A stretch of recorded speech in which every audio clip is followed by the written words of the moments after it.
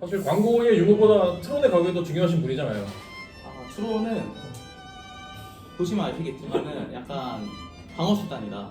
인플레이션 해지 수단이 비트코인인 것처럼 가격 하락의 해지 수단이 많잖아요. 왜냐면 저스틴 선과 직접적인 관계는 어떻게 되시죠? 나도 물어보려고 해. 트론 광고 받은 거 아니야? 트론 광고 받은 거 아니야? 무슨 체인으로 하는 거예요? 원화 스테이블이나. 저는 근데 사실 뭐 트론이라고 말하면 너무 근데 트론이 스테이블의 체인이긴 해. 트론은 수 있다.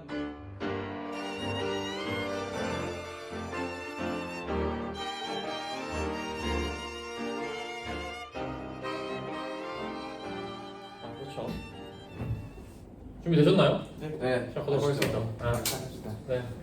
주말인데 이렇게 나와주셔서 감사합니다. 오늘 7월 12일 녹음하는 시간인데 주말이거든요. 근데 토요일 날 이제 참여해주셔서 너무 감사합니다.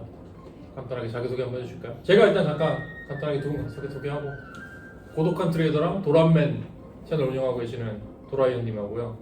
매직 돌군배 쾌락장 일기 그냥 맡고 계시는 매직님 모셨는데 간단하게 자기소개 해주시고 근황부터 여쭤볼게요.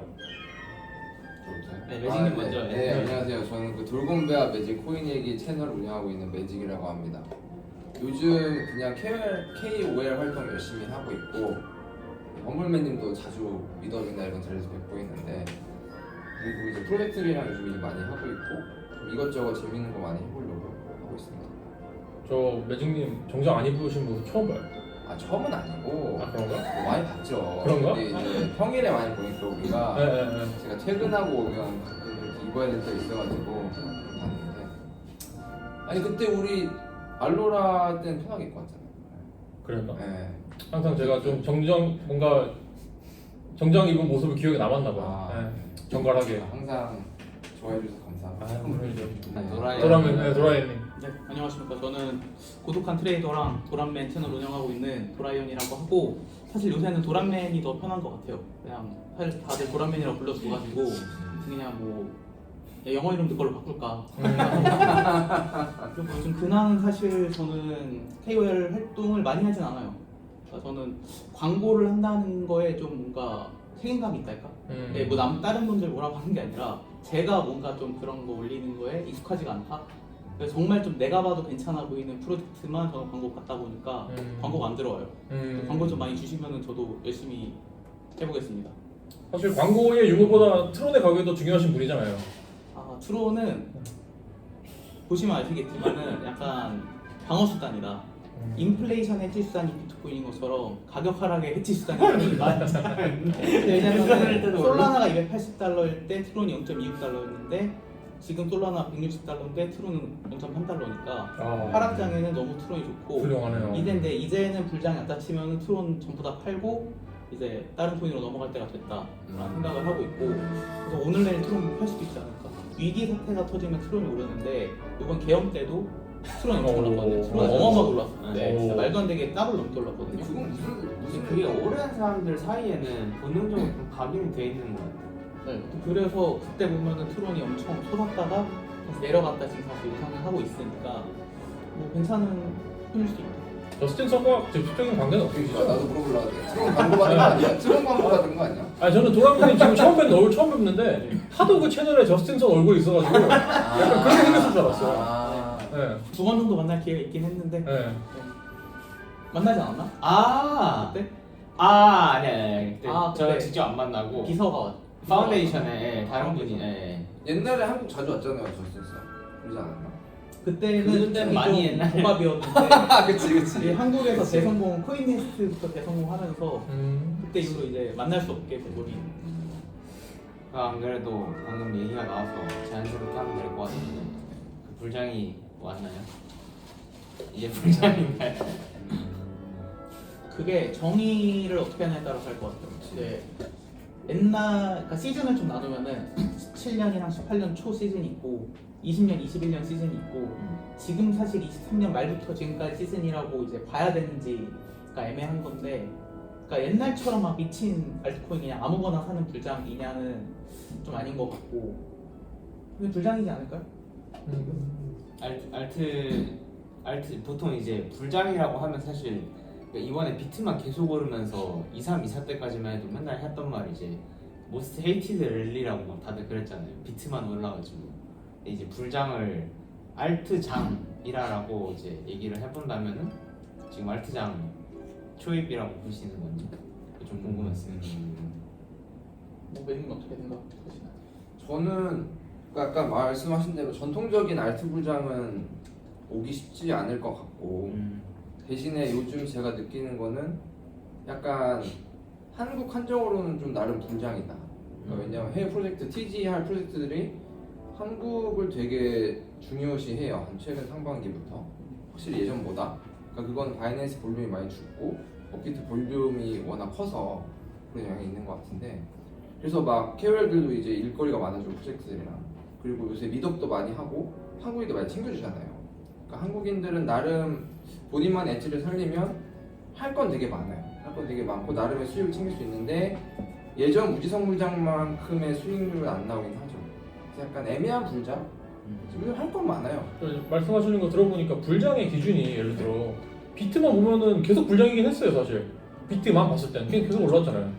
근데 우리가 원하는 불장은 그런 게 아니라 비트 파킹 시키고 알트만 오르는 그런 느낌을 원할 텐데, 어제 오늘 7월 10일 오늘 녹화일 기준으로 어제 오늘 좀 빗썸이랑 뭐 업비트에서 조금 심상치 않은 무빙들이 나오더라고요.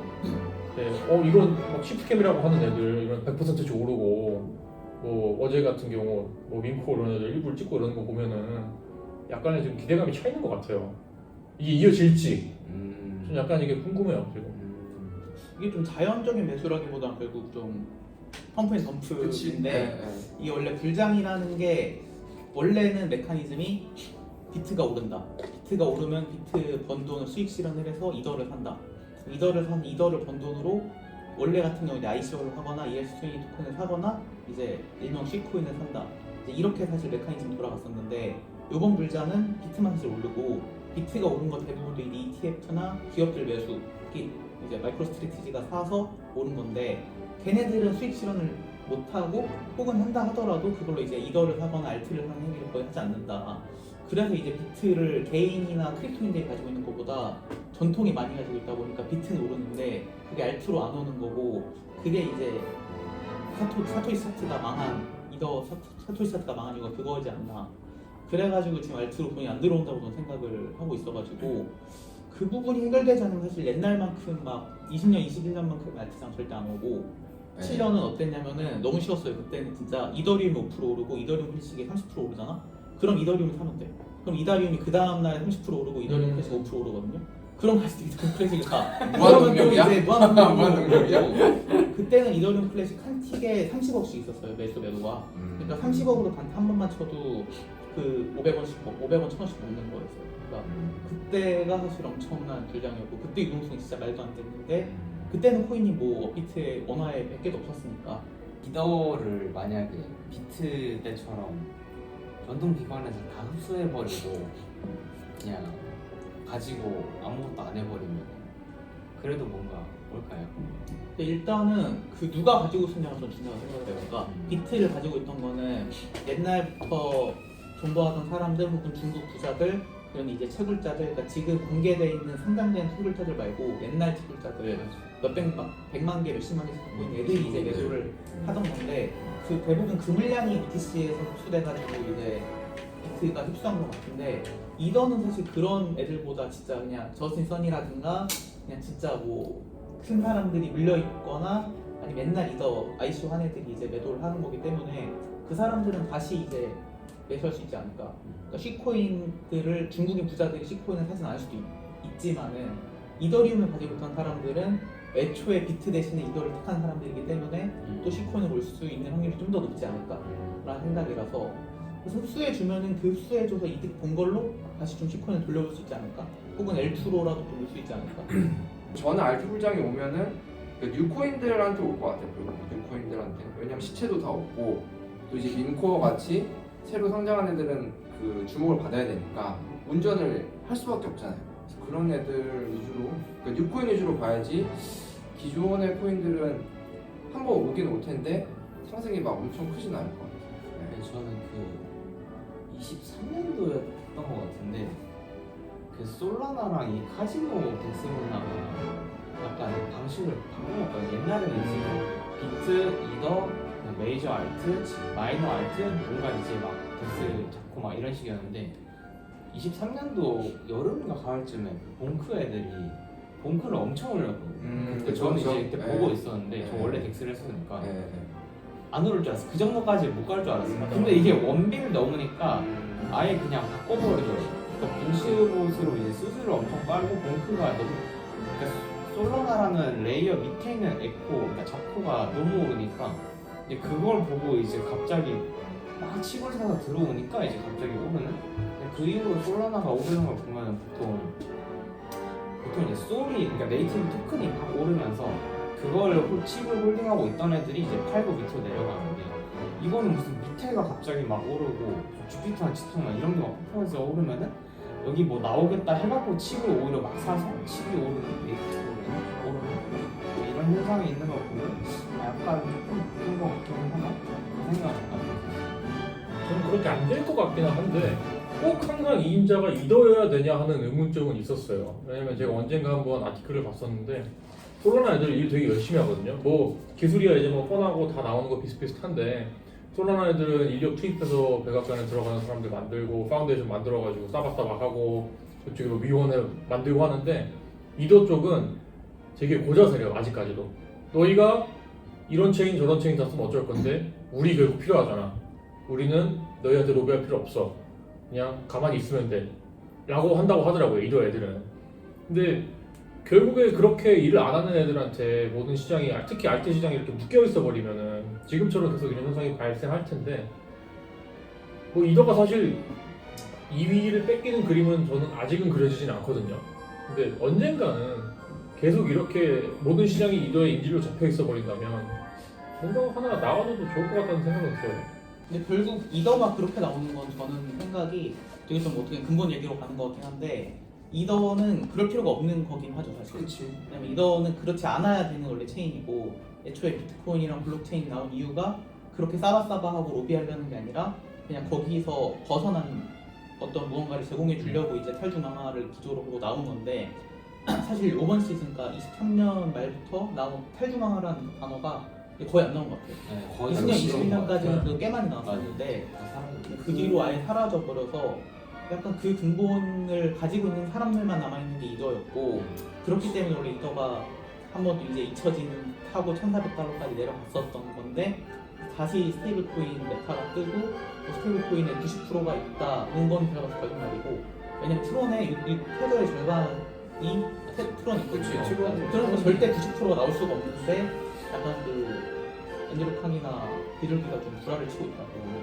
근데 그것 때문에 이더리움 다시 오르고 있고 그리고 RWA 같은 자산들은 안전성이 중요한데 비트는 다룰 수가 없고 비트 엘투들은 이제 거의 쓰레기이기 때문에 어쩔 수 없이 이더로 올 수밖에 없으니까 진짜 딱 그거는 자세는 맞는 것 같아요. 근데 이제 이더 파운데이션의 가장 큰 문제는 너무 느리다. 너무 그러니까 느릴 필요까지는 없잖아. 그러니까 조금 빨라도 되고 이더리움 좀 그만 팔아도 되는데 이더리움 너무 많이 팔고 너무 느리다. 그게 조금 문제. 안 그래도 사람들이 화나가지고 인력 정리부터 하라고 막 그런 말들도 많고 얼마 전에 뉴스 보니까 이제 드디어 그 정리했대요. OTC를 샤프링크한테 많이 더 어젠가 그랬죠. 예. 그러니까 이제 맨날 마켓에서 갖다 팔다가 그렇게 입금되었습니다 보다가 이제 넘겨서 하는 그래서 여러 가지 시도를 하는 것 같긴 해요. 그러니까 이런 약간 저도 이더를 몇 년 동안 봤지만 그러니까 어쨌든 느려 터졌지만 고집스럽지만 어쨌든 낭만과 근본을 거의 유일하게 이제 갖고 있으니까 맞아. 얘네들이 그래도 뭔가 좀 조직적인 변화를 보여주고 가격에도 이제 신경을 좀 쓰는 듯한 뉘앙스로 발표를 몇 번 했잖아요. 그래서 그걸 보면서 그래도 얘네가 한 번 쭉 올라주면 알트 시즌 살짝 그러니까 저는 지금 알티장 안 오는 이유가 이 판에 좀 꿈이 사라진 것도 있다고 생각하거든요. 탈중앙화, 옛날에 뭐 메타버스, 하여간 약간 좀 그런 희망을 환상을 심어주는 꿈이 있었는데 다 허상인 거 알게 됐고 작년에 밈장이 왔잖아요. 그러니까 약간 그것도 되게 분장이었다고 생각해요. 저는 밈장도 어쨌든 이제 밈밖에 없다 하고 다 끝났는데 지금 또 꿈이 없잖아요.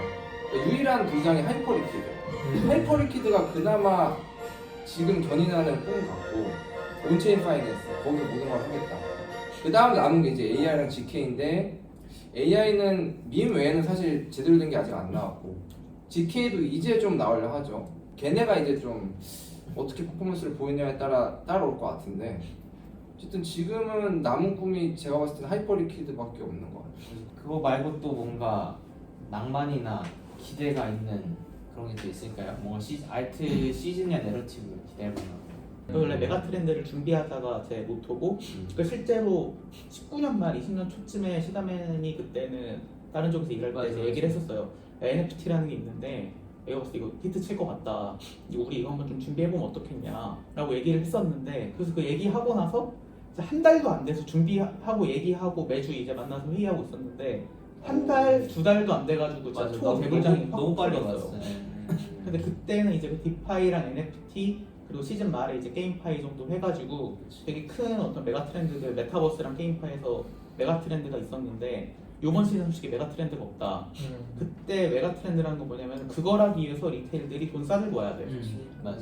그때 NFT 살려고 돈 싸들고 오고 NFT가 미래다, 커뮤니티가 미래다 하면서 돈 싸들고 오고 지금 사실 아까 말씀해주신 AI 좀 애매하죠? 뭐 되게 안 어려워 되는 이해도 일단 못해. 어려워. 그리고 탈중앙화도 사실은 좀 되게 꿈인데 이제 그것도 잊혀졌어. 탈중앙화에 대한 기대마저 잊혀졌어. 그러니까 이제 사람들이 어떤 꿈을 꾸고 이 메가 트렌드라고 할 만한 게 사실 없는 거예요. 그러니까 옛날에 저는 되게 좋아하는 제가 타이거님이라고 아는 분이 계신데 그분이 하신 말이 생각을 해봐라. 이제 아이겐 레이어 한다고 사람들이 와 리스테이킹하면 돈 싸들고 오겠냐? 절대 안 그런가 보다. 말이 되시면 음성 지원되네. 네, 그랬었었는데 저는 그게 공감이 되게 가는 거예요. 맞는 말이죠.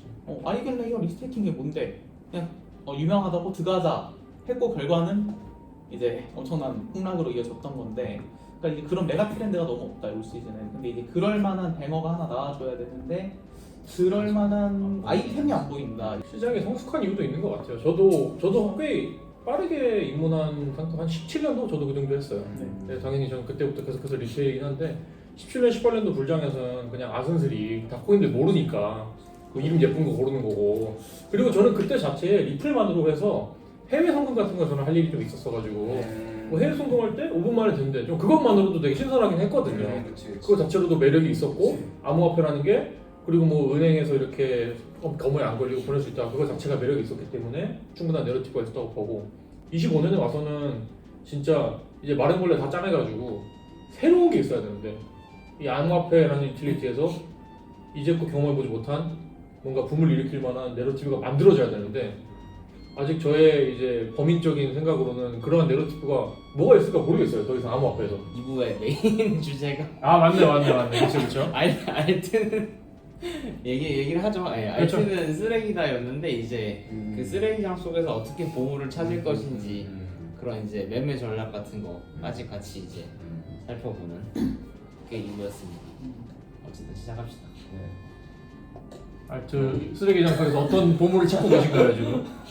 그냥 내가 본능적으로 사고 싶거나 지금 워치리스트처럼 뭔가 생각하는 게 있으면 그러니까 저는 이제 프리티지 프로젝트를 많이 보고 있고 많이 일하고도 있고 제가 좀 많이 포인트 파밍 이런 거 많이 하고 있는데 일단 제일 지금 기대하고 있는 거는 라이터. 퍼프덱스도 요즘 되게 많잖아요. 네. 근데 그 중에 이제 거의 1등 굳히기 하고 있고 어쨌든 하이퍼리퀴드 플레이북을 좀 따라가려 하고 있고 팀도 이거는 이미 좀 어느 정도 성공은 보장되어 있는 것 같아요. 두 번째로는 GK 쪽에서는 석신트가 아마 여름에 나올 것 같은데 TG를 걔네는 애초에 기술적으로도 되게 근본으로 인정받고 있고 투자도 55mil 받고 패러다임 빌드로 그래서 파운더도 몇 번 봤는데 되게 레짓한 것 같아요. 팀도 되게 열심히 하고 그 다음에 AI 쪽에는 완전 AI는 아니지만 제로지도 사실은 올해 상반기에 나왔어야 되는데 계속 좀 딜레이 되고 있긴 하죠. 이렇게 세 개 지금 많이 보고 있고 반영 안 하고 있는데 눈여보는 건 모나드는 사실 뭐 부정할 수 없는 약간 핫 이슈긴 하죠. 걔네 또 나오면 잘 될 것 같아요. 잘 될 것 같고 그 다음 메가이더 전 프리티지 쪽을 많이 좀 보고 있어요. 참여할 수 있는 거 참여하고 저는 아까 말씀드렸듯이 약간 알트장이 온다면 뉴코인 쪽에서 많이 오니까 뉴코인 위주로 많이 보고 있습니다. 도현님은 저는 프리티지 중에 저는 그냥 제로지 정도는 저도 좀 샀기 때문에 NFT도 사고 노드도 샀기 때문에 또 제로지는 잘 같은 됐으면 팀이야 사실. 잘 됐으면 좋겠다 싶은데 나왔을 때 뭐 풀매수 해야 된다 이거는 조금 애매할 것 같아요. 애초에 덩치가 크게 나오지 않을까. 저도 도라이더님이 하신 말씀이랑 완전히 동의하는 게 프리티지 얘기를 저희가 주로 했는데 사실 그 프리티지의 가장 큰 매력이라고 한다면은 돈이 별로 안 들어간 상태에서 최대 아웃풋을 우리가 기대하기 때문에 하는 거잖아요. 근데 정말 냉정하게 우리가 쓰레기 속에서 쓰레기장에서 보물찾기를 하려면 이미 나와 있는 걸 내 돈 주고 살 거냐라는 방식으로 접근을 해야 되는 것 같아요. 이미 나와 있는 거 포스트 TG 중에. 네, 그러니까 뭐 이미 토큰들이 있는 것들 중에 것들 중에. 왜냐면 걔네들이 이제 쓰레기장에 매입돼 있으니까 프리티지는 이게 딱 그 쇳물을 부어봤더니 이게 진짜 날카로운 검이 될지 쓰레기통이 될지 모르는 거고 이제 우리는 이미 쓰레기장에서 약간 주소 이렇게 주워야 되는데 근데 여기서 주소만이 뭐가 있을까라는 생각이 저는 사실 뭐 여러 번 채널이나 뭐 얘기하긴 했지만 저는 그 어떠한 프리티지 세일에 안 들어가거든요. 에어드롭 파밍도 안 하고 NFT, 노드, 뭐 화이트딜 뭐 아무것도 진짜 안 들어가요. 저는 오로지 그냥 이미 돈이 너무 많아서 아쉬운 게 없는 거야. 그냥 쓰려고 저는 이제 덱스 같은 게 그래서 편했던 게 이미 시원하게 온체인과 시장 퍼포먼스 다 까발려진 상태에서 그러니까 뭐 상장이 뭐 1분 상장한 지 1분이 됐든 뭐 1년이 됐든 다 나오고 나서 시장 평가나 뭐 이런 거 이제 정리되고 그 안에서 이제 남들이 공짜로 받은 거 싸게 받은 거 이제 돈 주고 사는 게 관심이기 때문에 정녕 아니 이상하게 그러면 한다. 덱스 할 때도 이미 그러니까 초기에 사는 게 아니라 이미 좀 시간이 흐른 것들 선별 사시는 거예요? 저는 오히려 그 예전에 채널을 잠깐 얘기했었는데 네. 제가 보는 기준이 몇 개 있는데 이제 근데 유저 수가 실제로 사람들이 쓰고 있는지 그리고 이제 뭐 레브뉴 최소한 레브뉴가 안 나오더라도 마켓시어나 피 볼륨 이런 거 얼마나 잡아먹고 있는지 그리고 이제 세 번째가 이제 그러니까 저는 이제 프로덕트 관리하는 입장에서 토큰도 프로덕트라고 생각하는 편이긴 해요. 그러니까 어쨌든 그런 면에서 이제 프로덕트가 안정적으로 오래 운영이 됐는지 그러니까 1년 이상 그러니까 이거를 세 개를 찾다 보면 결국에는 이미 나와서 죽어 있는 것들 중에서 이거는 좀 뭔가 시장이 그 약간 존재를 까먹었거나 아니면은 좀 저평가가 돼 있지 않나 하는 걸 이제 사는 편인데 요즘 살 게 없긴 해요 사실. 힘들어요 저도. 그거 포스트 이지로 따지면 냉정히 얘기하면 지금 사고 싶은 거 하이퍼리퀴드밖에 없긴 해요. 네, 하이퍼리퀴드 말고는 사실 저는 이덕이긴 한데 이죠. 뭐 이거는 뭐 어떻게 될지 모르지만은 저는 에이브 좀 괜찮게 보고 있긴 하거든요. 저의 최애 코인 중에 하나입니다. 너무 오르긴 했는데 맞아요. 그러니까 호재가 한 여러 개 있어요. 맞아요. 호재 퍼블 요소가 여러 개 있고 FDB가 얼마죠 지금? FDB가 지금 뭐 한 4.5빌? 4.5빌? 마켓 캡이 한 4.23빌이라서 거의 다 거의 다 풀려 풀렸구나. 있고. 아. 근데 호재들이 꽤 있고 이제 V4도 나오고 애초에 이제 에이브 활용해가지고 그 월드 리버티 파이낸스도 나오고 이제 그리고 월드 리버티 파이낸스의 토큰의 실프로를 또 에이브가 봤거든요. 이제 그런 면에서 이제 굉장히 메리트 있는 프로젝트고 앞으로 이제 미국 애들 중에서 전통 금융 애들이 이제 디파이 협업을 많이 할 텐데 디파이를 협업할 때 솔직히 할 만한 데가 없어 맞아. 그래가지고 이제 에이브가 좀 괜찮지 않을까.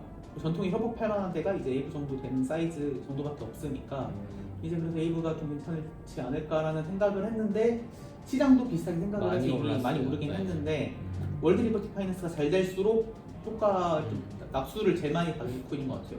왜냐면 수수료의 20%를 에이브가 사실 에이브가 다 만들어주는 거긴 한데 일단 20%를 가져가고 전체 토큰 7%를 가져가는데 만약에 월드 리버티 파이낸셜이 0.2달러를 가면은 그 200억 달러가 되는데 그 중에 7% 14억 달러를 받아와.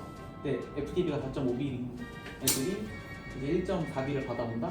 그건 엄청 호재니까 그것만으로가 20-30%는 오를 수 있으니까 된다고 생각하고 이게 제가 최근에 정리를 한 건데 이게 약간 제 이제 이런 식이 됐거든요. 그 채널을 몇 번 올렸는데 어차피 내 근거는 틀립니다. 어차피 불장은 운 좋게 돈 버는 거고 나는 안 돼요. 어차피 내 말은 다 틀리고 그 내가 생각한 근거는 그냥 내가 버틸 수 있게 해주는 수단일 뿐이다라고 생각했을 때 이 정도면은 그래도 좀 버틸 수 있게 버틸 수 있는 능력이지 않을까 생각을 하고 근데 뭐 엄청 많이 올라봤다 2배지 않을까?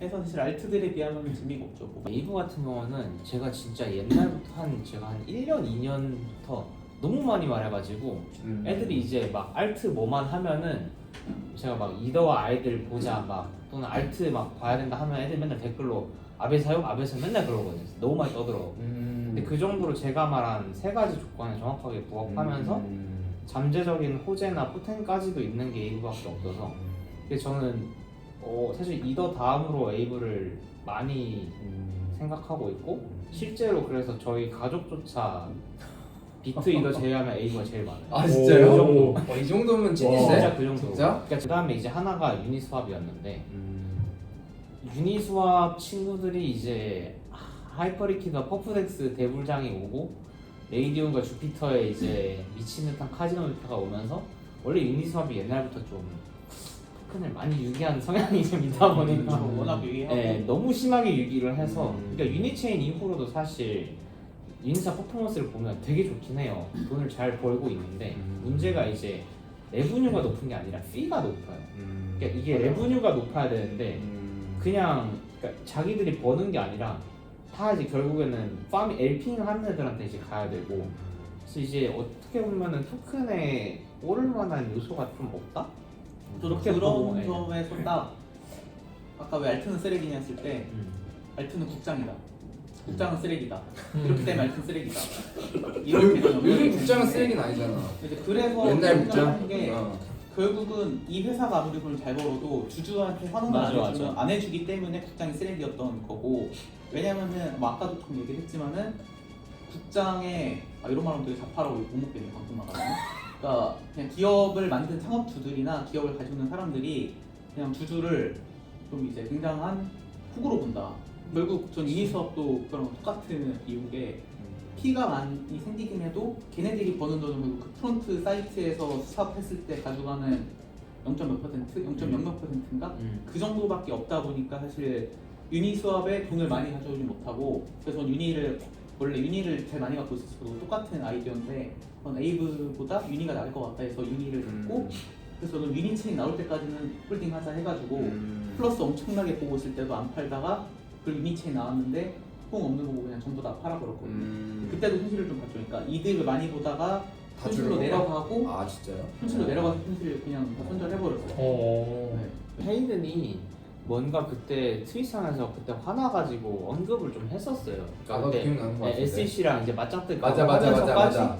그러니까 어떻게 보면은 하이퍼리퀴드와 지금 리퀴드런치가 했던 그러니까 바이백이나 피스테이커 분배 이런 모델을 먼저 얘가 생각하고 하려고 했었어서 그래서 저는 이게 되면 사실 그러니까 이론상으로 거버넌스 프로포절에서 유니스왑 쪽에서 딸깍하면 그 수많은 돈과 볼륨이 토큰 쪽으로 이제 어느 정도 붙으면 오를 수밖에 없다라고 생각을 했는데 되게 그 이후로 잠수를 타버리셔가지고 아무튼 그래서 저는 이제 유니 대신에 어떻게 보면 하이프 쪽으로 좀 바꿨죠.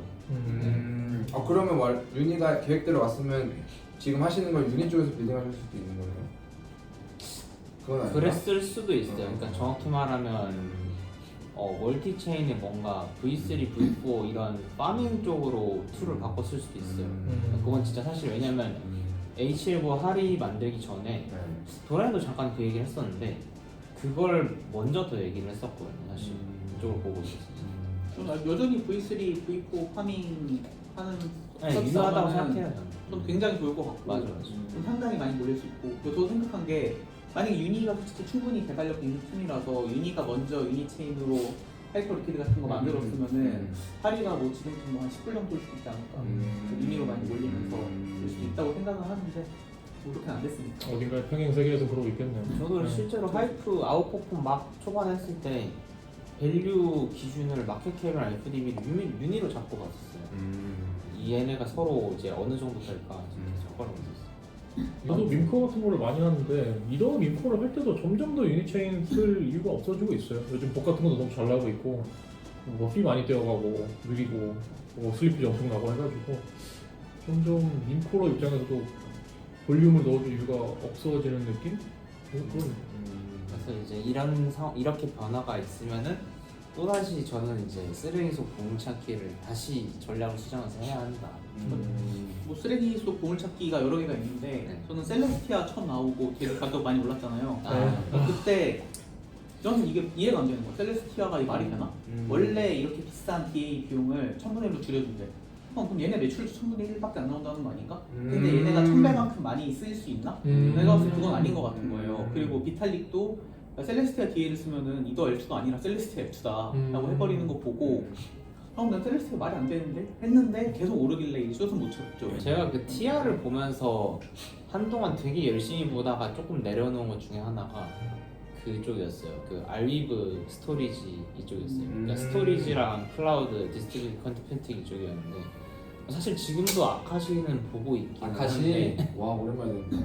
그러니까 그렇게 그냥 이렇게 네. 시장에서 잊혀진 애들을 저를 약간 찾는 편이었는데 그렇네. 죽은 애들 중에 본인이 매집하고 운전하는 거 아니에요? 아예 무슨 소리예요 저희 그러면 시총이 너무 커. 그치. 5천 예, 높습니다. 아무튼 그게 이제 비용을 전통 클라우드나 이제 스토리지를 많이 줄여주고 분산화로 이제 거의 반영구 보존. 그러니까 옛날에 NFT 뜰 때도 IPFS나 뭐 파일코인 쪽에서 했던 거잖아요. 그러니까 그거를 딱 봤는데 그럼 안 그래도 없는 매출이 100분의 1이 된다고? 라고 생각해 보니까 토큰을 뭘로 올려? 그러니까 아무리 토큰을 많이 사서 그러니까 일종의 달러 대신 걔네 알리브 토큰을 막 사서 넣는다 치더라도 매출이 그거보다 더 주는데 이게 또 반대로 예를 들면 토큰인 가격이 엄청 오르면 이거 옛날에 도란맨도 얘기했던 것 같은데 그럼 이게 비용이 싸지는 게 아니라 쭉 올라가는 거 아닌가?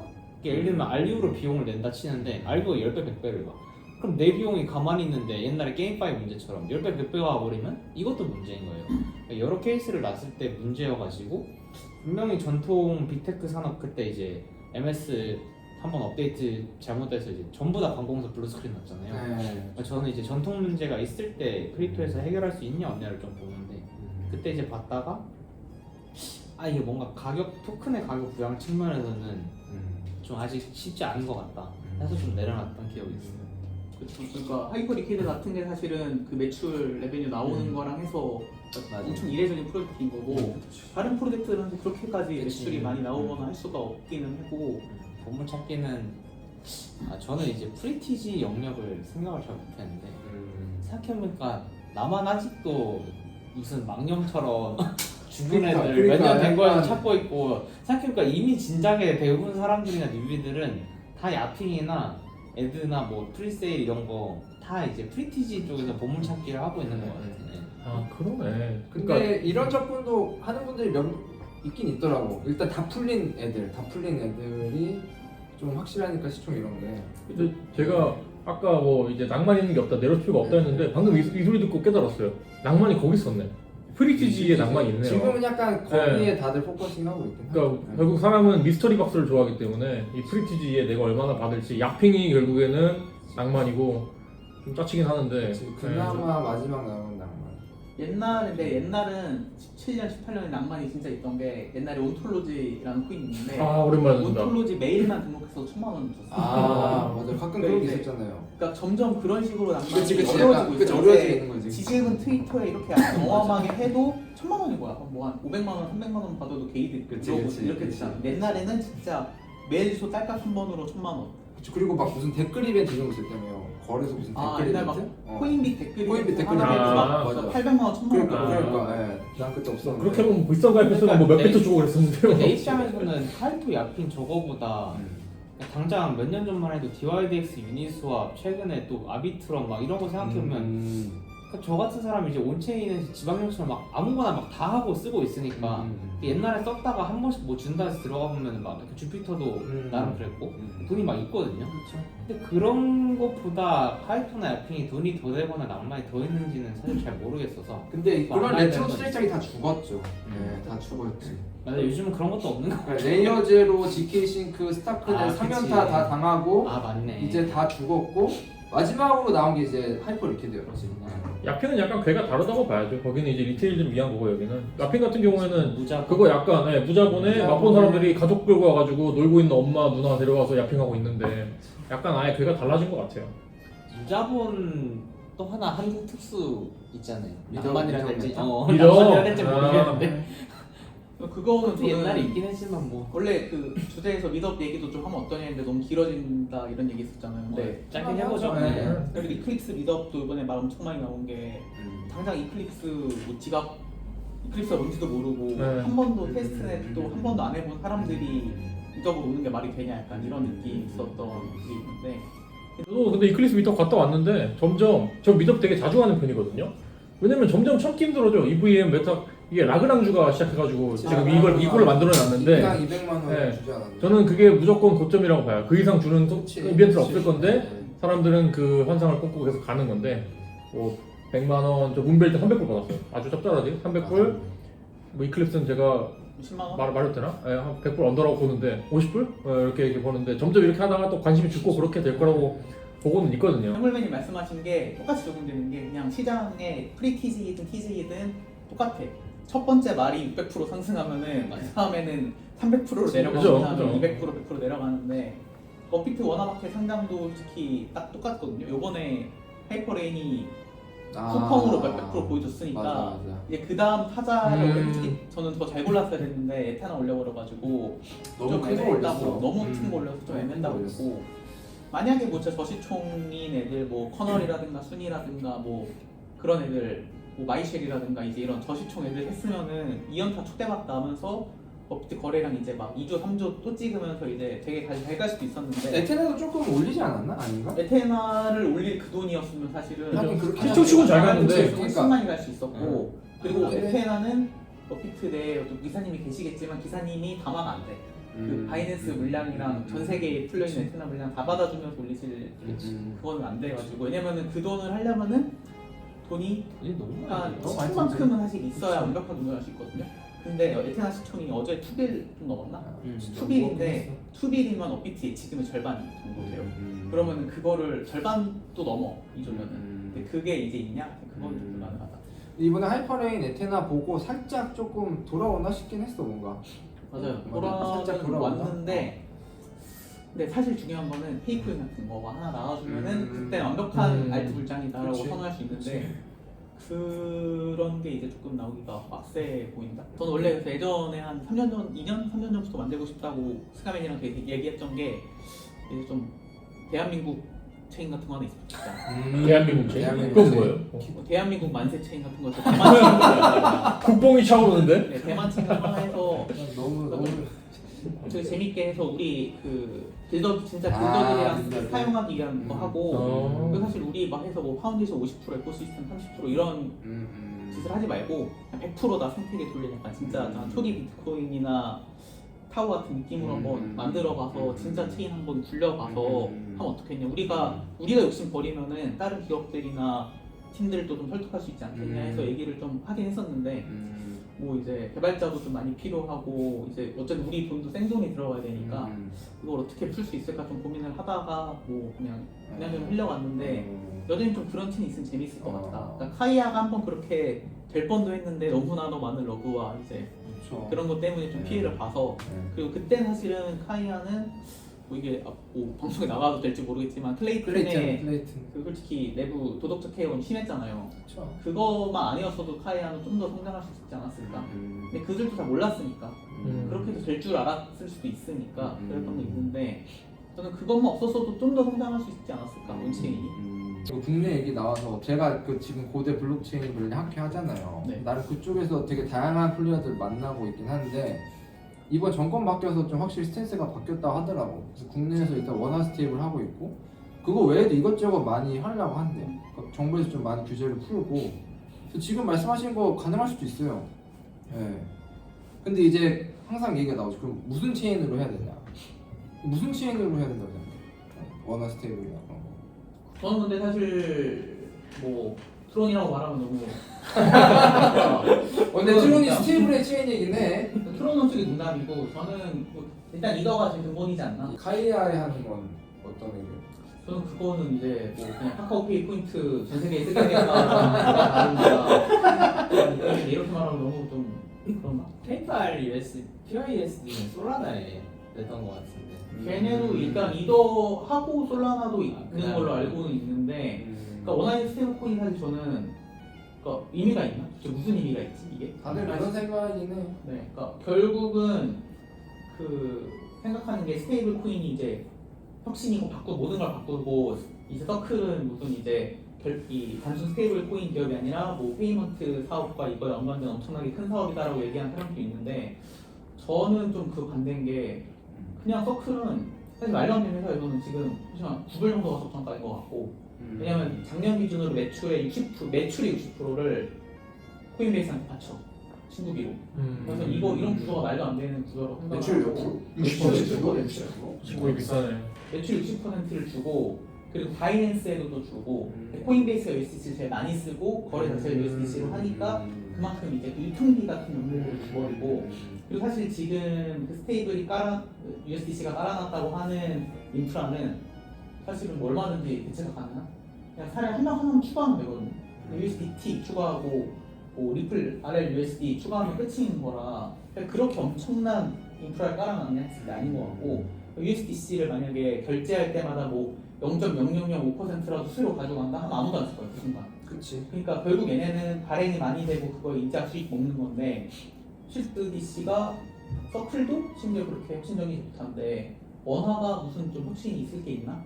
좀 싶고 있을 만한 포인트가 지금 이제 나오는 게 제가 생각하기에는 해외 애들이 원화로 좀 들어오기 쉽게 그리고 결제 같은 거 이제 바로 위더리움이든 L2든 아비트럼이든 해서 USDC는 USDT로 바로 이제 KRW로 거의 수수료 없이 바꾸고 그 외화 같은 거 바꿀 때 솔직히 너무 많이 들잖아요 비용을. 근데 그거 거의 그 제로 스위치로 바꿀 수 있고 그 스테이블로 바로 그리고 또 이제 한국에서 이 심플페이가 간판 결제하기 어려운데 그거를 외국인들이 이제 그냥 간단하게 USDC나 뭐 벤모나 이런 걸로 딸깍 해가지고 바로 KRW를 바꿔서 쓰게 한다? 이거는 좀 혁신일 수 있을 것 같아요. 근데 그러면은 결국 근데 그 과일 먹는 거는 결제 플랫폼들이다. 결제 플랫폼들이 오히려 좀 괜찮고 국내에 깔리는 카카오페이나 뭐 이제 NHN, KCP나 이런 애들이 수익을 보지 않을까 그런 생각을 하고 있어요. 근데 말씀하신 게 그 결제 시스템 잘 됐다는 부분이 결국은 국내 기준이기는 해서 아직 저도 외국인들이 한국에서 돈 쓰기 좋게 만든다는 점에 굉장히 동의를 하거든요. 외국인 입장에서는 한국 결제 시스템 그렇게 뛰어나지는 않은 것 같아요. 좀 갈라파고스지 한국에서. 네, 제가 10년 전에 호주에서 살았을 때도 그때도 핸드폰만 되면은 그냥 됐었거든요. 결제는. 오히려 그리고 근데 한국 오니까 안 되더라고요. 오히려. 그리고 외국인들은 막혀 있는 게 많죠. 네, 애플페이도 지금도 안 되는 게 너무 많고 그래서 규제 때문에. 네, 진짜 완전 규제가 너무 심하고 외국인 입장에서는 이게 안 돼? 사실 진짜 중국보다 안 될 때도 많아요. 그러다 보니까 그러한 장벽 낮추는 데 있어서는 그래도 꽤 효과가 있을 거라고 보기는 봐서 그거 하나만 듣고 보면 괜찮은데 그 외에는 좀 애매하죠. 네. 이게 약간 대한민국 고질병인지 규제랑 이권 문제를 과연 수많은 세월 동안 역사책만 봐도 수많은 내부 문제가 나타먹기로 망하고 안 되고 했던 그 역사들이 있는데 와 이걸 이제 와서 갑자기 우리가 모두 다 합심을 해서 외국의 유동성, 자본 유입, 투자 유치를 끌어오기 위해 우리가 합심을 해서 잘 한번 해보자가 될까? 라고 생각하면 저는 그것 때문에 좀 회의적인 게 있는 것 같아요. 저는 그래서 오히려 현 정권에서 해야 된다고 생각해요. 그러니까 되게 이거는 뭐 정치적 이념 이런 걸 떠나서 좀 세시잖아요. 지금 대통령님께서 세시요. 이게 드라이브를 잘 하죠. 진짜 네. 그 추진력이 굉장히 강하시니까 이런 거를 약간 반대쪽 의견을 묵살하고 한 번은 누군가 해줘야 된다. 약간 이런 생각이 있어요. 지금 하려고 하는 거 같아요. 언제나 할 거면 해야 된다. 이런 생각은 있어요. 네. 탑바텀으로 찍어 누르는 게 빠르긴 하죠. 우리나라에서 원화 스테이블을 진짜로 그 이익을 해외에 있는 그런 걸 따오기 위한 뭔가 국가적인 사업 아이템으로 밀어보겠다. 왜냐면 이미 AI 이런 거 다 늦었으니까. 네. 그런 측면에서는 강한 정보 탑바텀이 빠르긴 하죠. 저는 근데 거기서 재밌는 생각을 옛날에 했었던 게 지금 이렇게 돈이 되기 전에 스가맨이라는 사람이 얘기했었을 거예요. 야, 이거 한국은행에서 CBDC 찍어버린 다음에 그 강력하게 보증하는 걸로 바이낸스도 상장해가지고 야 USDT, USDC보다 더 강한 한국은행이 해킹해주는 KRW로 거래를 많이 해라. USDC는 걱정돼서 혹시라도 칠 수도 있잖아.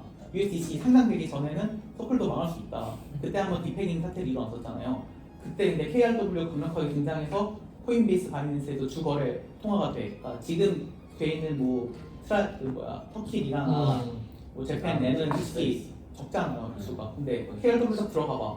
그러면은 거기서 이제 크립토의 그러니까 테더가 거래의 기본 기축통화가 됐기 때문에 지금 상상했던 건데 그거를 한국은행이 베킹을 해줌으로써 야, 한국이 망하지만 절대 망하지 않는 스테이블 코인이라고 하면은 저는 그거 상당히 메리트 있어가지고 괜찮을 거라고 봤거든요.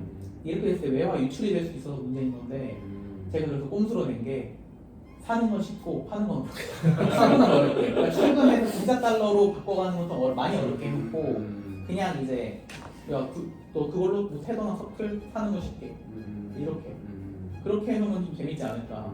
그럼 이제 거기서 거래되는 액수나 이런 걸로 외화도 좀 충당할 수 있고 거기서 몇십억 달러만 충당해도 한국 이제 외환 보유고에서 뭐 한 6% 안 되겠지만 그것만 단기로 이렇게 금방만 바꿀 수 있다고 되게 메리트 있는 거라서 그럼 차라리 그런 스테이블 코인이 나오면은 진짜 지금 막 나오는 스테이블 코인들의 모든 장점 이런 거 되게 할 수 있지 않을까. 그러니까 CBDC인데 되게 스테이블 코인처럼 되게 쉽게 많이 만들면은 그런 게 재밌을 것 같다. 그러면 MBTI N이죠. MBTI 뭐예요? 저 ENFJ. N이 N들이 이런 생각을 많이 하더라고. 시나리오 이런 거. N이에요? INFJ. 그러니까 둘이 얘기를 잘 많이 하네. 그러네. 이렇게 말씀하시는 거 보니까 N이 아니시죠? 저는 이런 생각 잘 안 하고. 아, 그래요? 그냥 바로 상상이 안 되나? 눈앞에서 당장에 어. 먹을 수 있는 것만 보지. 나도 원화 스텝을 나오면 이걸로 뭘 먹을 수 있을까 이렇게 근데 잘 안 보이긴 해갖고. 그래서 맨날 둘이 쓸데없는 얘기를 그러니까 많이 하고 충분히 뭔가 이런 시나리오에 대해서 얘기를 되게 많이 하시는 거 아니에요? 이상한 소리 많이 하죠. 이상한 소리 많이 하는데 재밌고 그러니까, 우리가 아니, 그 그러면- 얘기할 때 했으면 대박나는 게 있어요. 아니 그러니까 지금 같이 빌딩해도 될 것 같은데 그러면?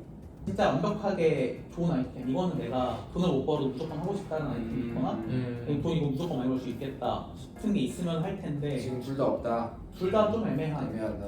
재밌을 법한 거는 그게 보이는데 그러니까 뭔가 생각을 많이 하시니까 NFT도 그렇고 나름 피치를 잘 하시네. 기다리는 단계인 거네요 지금 그러면. 뭐 기다리는 단계일 수도 있고 이제 약간 오늘 차 오면서 택시에서 본 게 지금 인류가 이제 300년 안에 멸망한다는 거야.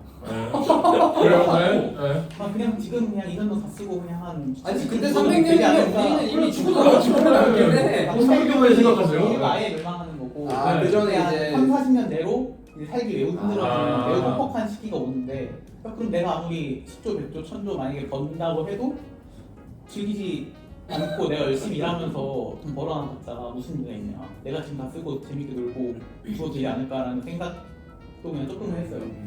매직님 표정 보니까 태어나서 이런 생각을 안 해본 아니 근데 이런 생각은 할 수 있지. 근데 이제 이런 생각 할 수 있어. 아니 그러니까 나도 느끼는 게 일단 젊을 때 돈 확실히 많이 쓰는 게 더 재밌고. 어쨌든.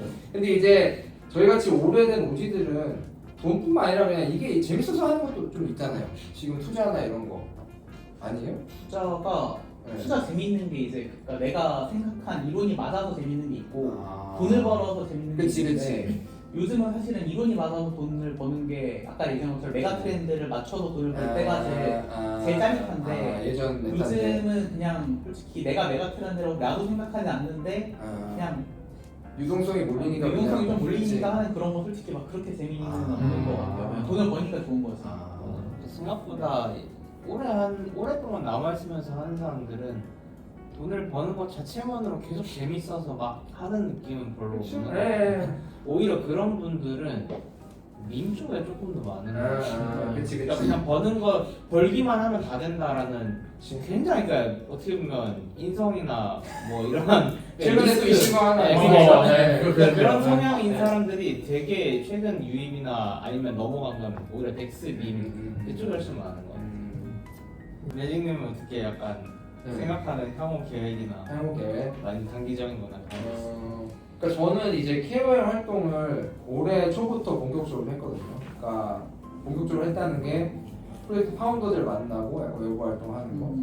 그게 한 반년 됐는데 되게 재밌더라고요. 저는 일단 약간 이 씬에 있는 사람들이 되게 열심히 하는 사람들이 많잖아요. 그러니까 파운더들도 진짜 빌더들도 많고 KOL들도 되게 열심히 하시고. 그래서 이런 사람들 만나고 에너지 얻고 저도 좀 투자하고 이런 게 재밌어서 올해까지는 계속 많이 할 것 같고 저도 앞으로는 뭘 할까 좀 고민이 되긴 해요. 요즘 활발히 하니까 좀 이런저런 제안도 많이 오긴 하거든요. 그래서 좀 저도 시가매님처럼 뭐 회사를 하나 들어갈 수도 있을 것 같고 그거는 좀 검토 중이긴 한데 어쨌든 저도 일단 계속 이 판이 죽지 않는 이상 있을 것 같긴 해요. 어쨌든 재밌으니까. 근데 저도 딱히 목표 같은 건 없어요. 그러면은 뭐 목표 같은 게 있어요? 특정한 목표? 원래는 있었어요. 네. 뭐였어요? 목표가 있었어. 그거였거든요. 뭐냐면은 조금 애매하긴 한데 네. 그 손정이 소프트뱅크 손정이가 어. 있었어요. 20대 때 뭐 하고 30대 때 뭘 한 다음에 40대 때는 뭐 1조짜리 기업을 세우고 50대에는 뭐 하고 50대에는 뭘 한다 이제 그런 게 있었었는데 그거 보고 이제 정했던 게 제가 지금 생각해보면 28살까지 일단 28살까지 아닌가? 28살까지 아마 10억을 번다. 10억. 10억 벌고 그냥 36살까지 1000억을 벌고 45살까지 해서 10조를 번다. 였고 10억까지 어떻게 열심히 일하고 투자해서 모은 돈으로 1000억까지 만들고 1000억에 제가 회사 이제 그때 차려가지고 1000억을 벌면은 그때 이제 회사 차려서 그 회사로 내가 10조까지 간다. 그리고 10조 되면 이제 exit하고 그때부터 이제 후학 양성을 위해서 단합재단을 만들어서 이야. 열심히 투자를 하겠다. 원래 이런 거대한 목표가 있었는데 최근은 풍파를 맞으면서 이제 그게 의미가 있나 싶어지기도 했어요. 그러니까 왜 그러냐면은 옛날 그 FTX, SBF가 하던 얘기가 그거였거든요. 되게 합리적 이타주의를 그래 할 걔가 그거였잖아. 네. 자기가 돈 벌고 자기가 이제 열심히 뿌리면은 자기가 뭐 이제 10조 벌고 근데 자기가 10조 만약에 벌어도 그걸로 돈 애들한테 나눠줘가지고 걔네들도 10조 벌면은 나는 세상 못 바꿔도 이제 걔네는 세상 바꾸시지 않겠냐라는 얘기를 했었거든요. 저도 근데 그거 너무 공감이 가는 거야. 내 SB로 망하긴 했지만 저도 그래서 내가 세상을 바꿀 수 없겠지만 내가 벌어서 이제 나랑 비슷한 생각을 하는 사람들한테 지원해주고 그들을 키워주면은 그때쯤에 좀 세상이 바꿀 수 있지 않을까? 라는 생각을 예전에 했었고 지금도 여전히 그러고 싶은데 근데 이제 뭐 300년 뒤에 인류가 없어진다고 하니까 그죠. 의미가 있나 싶기도 하고 이제 30년 뒤에 내가 어떨지 모르는데 네, 그래서 이제 그냥 잡생각이 점점 이제 많아지는 것 같고 목표를 어떻게 보면은 28살 때보다 훨씬 빠르게 이루다 보니까 그래서 이제 조금 그게 어떤 목표를 좀 잃은 것 같기도 하고 근데 처음 봤는데 되게 이제 말씀하시는 거나 목표 꿈 같은 게 되게 멋있어가지고 약간 방황을 하더라도 그래도 결국에는 길을 잘 찾아나갈 것 같아요. 저는 이렇게 원대한 꿈 사실 잘 없고 되게 그냥 수상적이거든요. 좀 많이 벌어서 나랑 내 주변인들 행복하게 살고 우리 부모님 하고 싶은 거 다 하게 해드리고 나 하고 싶은 거 하고 일단 뭐 그런 거라서 저랑 비슷하신 거. 그렇죠. 네. 소원은 사실 뭐 모두가 똑같이 그렇죠, 하고 그렇죠. 있는 건데 근데 그 한 단계 더 나아가신 그치, 거잖아요. 약간 구체적인 그런 목표는 많진 않죠 사실. 원래 근데 거대한 꿈을 가지고 있어야 조금이라도 이루는 해서도 좀 이루니까 그렇긴 해. 잃어버린 목표를 한번 다시 세워볼 것 같아. 봐야 되겠다는 생각이 드네요. 아무튼 오늘 이 자리 나와주셔서 너무너무 감사합니다. 진짜 이게 되게 인사이트가 깊어가지고 우리가 엄청 유익했던 시간이었던 것 같아요. 시청자분들도 굉장히 도움 많이 되셨으면 좋겠는데 다음번에 한 번 또 초대하면은 나와주시고 부탁드리겠습니다. 저는 뭐 8시간 정도 이제 활동을 해가지고 PPT랑 해서 보람맨 에디션으로 하면 될 것 같은데. 정말 이제 왜 이게 비트코인이 왜 형성됐고 왜 가치를 가지게 됐고 어느 거래소들이 생기고 이제 그래 완전 오지라서 네. 모든 걸 겪었잖아요 도람님. 다음에 에스트랙트, 치즈직, 사이드킥 뭐 유튜브 동시 스트리밍을 그래 해서 그렇게 해야겠다. 멤버십 해가지고 해야 될 것 같아요. 그래 식사 이거는 시간 좀 주고 들어야 돼. 카메라 하나 주변에 놓을게요. 저스틴 선으로. 아무튼 오늘 나와주셔서 감사하고 네. 저희는 다음에 또 네. 여기든 아니면 다른 미더비든 어디든 와 뵙지 않을까 싶네요. 자주 뵙죠. 네. 사무실 좋네요. 들어오세요. 그러니까 놀러 올게요. 일하러 올게요. 네. 네. 감사합니다. 오늘 이렇게 마무리하도록 할게요. 네, 네 감사합니다. 네.